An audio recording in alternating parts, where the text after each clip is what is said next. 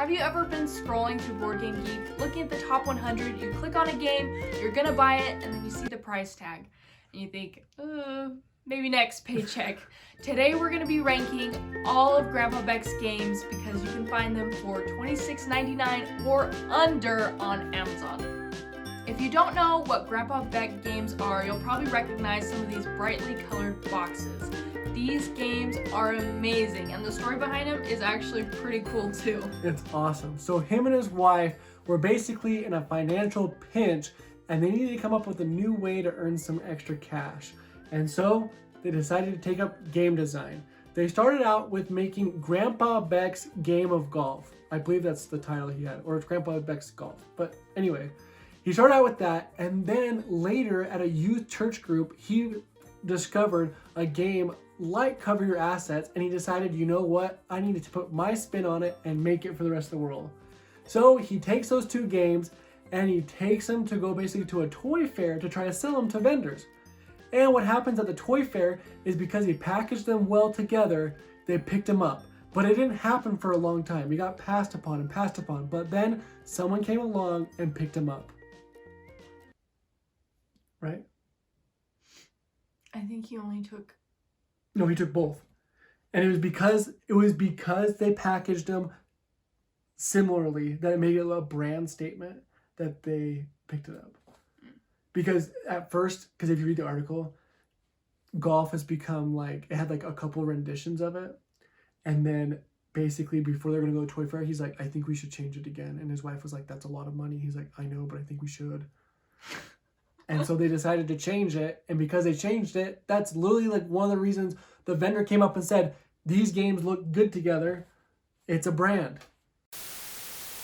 Enough about that story, me rambling on about how great Grandpa Beck is.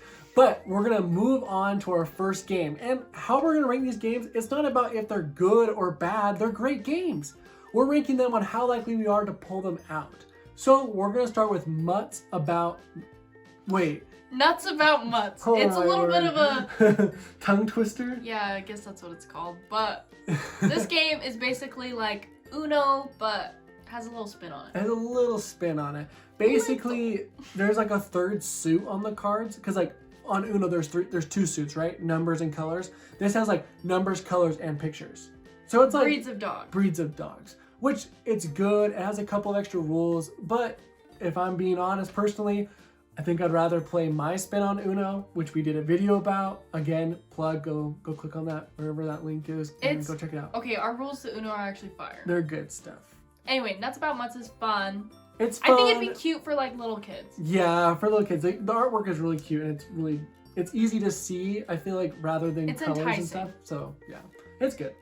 But I'd probably pull it out last. So now for the famous rendition of golf, No Make Around. This game is actually, I was really surprised by it. I thought it was just gonna be golf, but golf. It had a lot of like different spins that I really appreciated, but I feel like I could create them with my own cards. It wasn't true. The best thing about this game is the grid system and how you can basically get negative points if you have 3 of the same number in a row, which it's so genius, and I really do like that rule, but like Monique said, like you could just play with the deck of cards. If you're gonna get this game, I would definitely say you're paying for the rule book, because there's a couple of special cards that bring in more like strategy to the game, which I think makes it more enjoyable. It's true, but again, I'd rather play some of these later games than play that. But it is a good game at 2 players. It does play well. It's true. So that was surprising. That is a benefit. That was one of the biggest surprising factors of this game, is the playability at 2 players. So keep that in mind. Now for the third game on our list. This game is Reign of Dragoness. This game is a newer game made by Grandpa Beck Games, and it is a great take on Scum. This game would definitely be one that I would definitely add to your collection, because I don't think I would ever play Scum now that I have this game. It just adds so much more that I don't even want to get the deck of cards out. That, I don't know, I love it. It's great. One of the best parts about this is the advanced rules that they have for this game. It is great fun. I'm going to let you explore them on your own. I don't want to spoil anything. They are super but cool, though. It's just really fun ways to get rid of cards or screw someone over. It's a lot of fun at the table, and it plays at quite a few players, so you can get it out with the whole family. It's awesome. It's true. And speaking of which, I think all of these games have advanced rules to each of them, which I think is a really great, like, I don't know, addition to the game, because you have the option to play the game and learn it first before diving into the strategy a little bit more. It's true. You'll see as you get higher in our list that there's more like deep advanced rules that help like create the fun atmosphere of the game. It's true. Next on the list is cover your everything. They have cover your assets, cover your kingdom, cover your crumble, cover your anything you can think of. Wait, there'll be more. Don't worry. This game is probably one of my favorites, especially Cover Your Kingdom, which we're going to be highlighting in this video. Because one, the cards are hilarious, and two, it really adds more strategy to the original Cover Your Assets game. It's true. Basically, in this one, what you have different is that there's 2 sections you can lay cards, but you have to only lay them in certain spots. You can't like pick. And it's great strategy of like when you're going to steal stuff and how to block. It's way better than Cover Your Assets in my opinion. And there's lots of like power up cards that would be like steal cards or block people from stealing, which I find enjoyable because sometimes it feels like in Cover Your Assets one person dominates. It's pretty monotonous too. Yeah. So but this adds that little bit of flavor, strategy, and the advanced rules in this one, great fun too. It's true.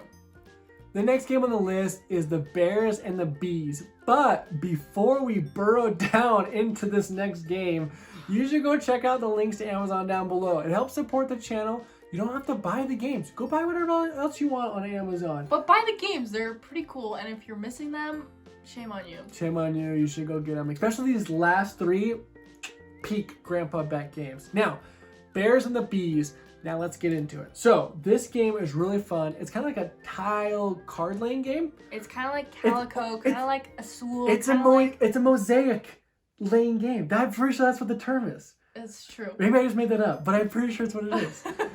But basically you're just building off of this central little hive, and you're basically just trying to make it bigger and match colors and get rid of your cards, and it's really fun. And it's really hard. I was really surprised the first time I played it, but I was like staring. It was like almost a group effort. I'd be like, look at my cards. Do I have anything that can be played? It's true. It's so much fun. And the best part about this game is that it's the kind of filler game that when you're in between games at game night or at the end of it, we have extra time, you pick it up. It goes by fast and it's really easy to teach. You could show someone how to play it within the first 5 minutes and it takes really no time to get into it. And I like that it's really thinky, so... It's true. You get your mind going. It's awesome. Antiquity Quest. What's an antiquity? Something ancient? I don't know.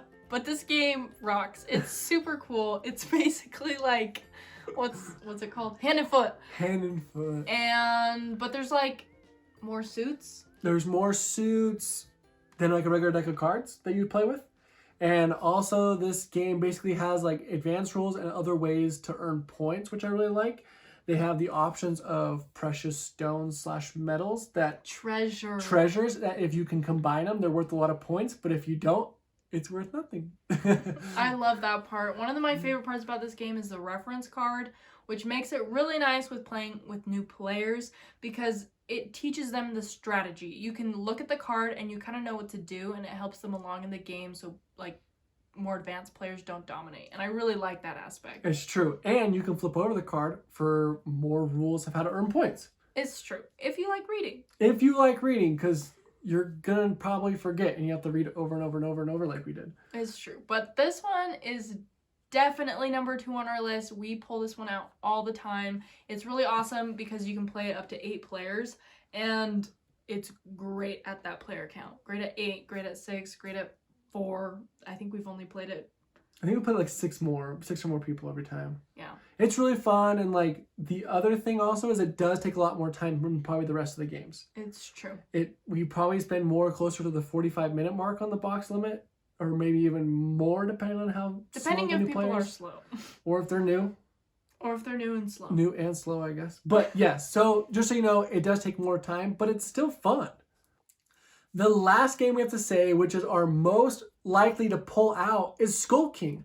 This game is so much fun. It is a great trick-taking game, which basically means you're trying to play your cards strategically so that you take and lose some battles.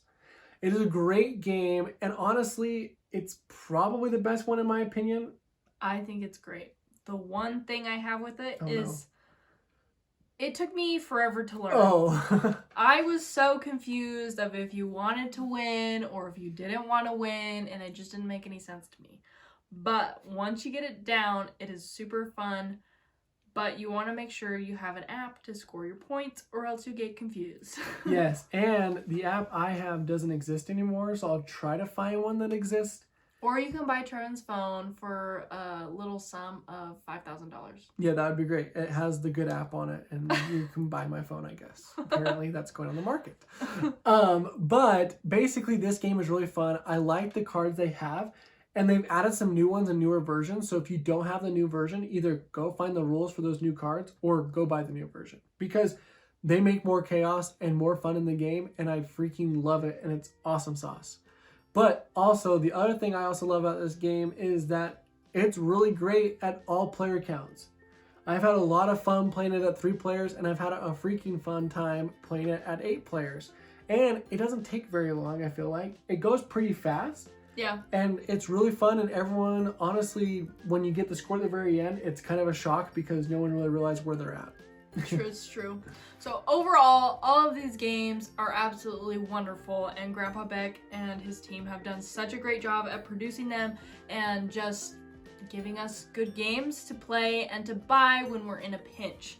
So we hope you guys like this video. Comment down below which Grandpa Beck game is your favorite, and we'll see you next time.